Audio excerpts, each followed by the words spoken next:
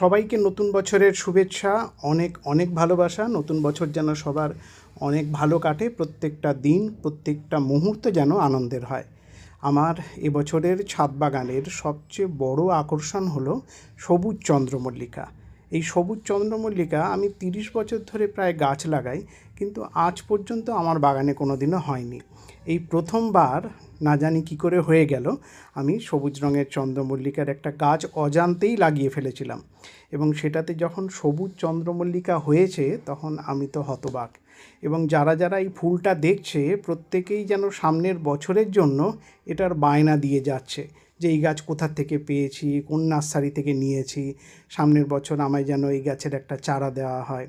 তো যাই হোক, চন্দ্রমল্লিকা গাছটায় খুব একটা বেশি ফুল ফোটেনি, কিন্তু রঙটার জন্য চন্দ্রমল্লিকা গাছটা কিন্তু অনেক আকর্ষণীয় হয়ে গেছে।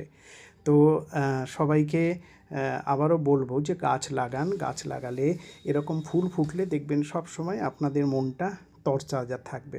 এবং এই চন্দ্রমল্লিকা গাছটা আমি এবছর রেখে দেওয়ার চেষ্টা করব, যাতে সামনের বছর আমি এটার থেকে আরও বেশি গাছ করতে পারি।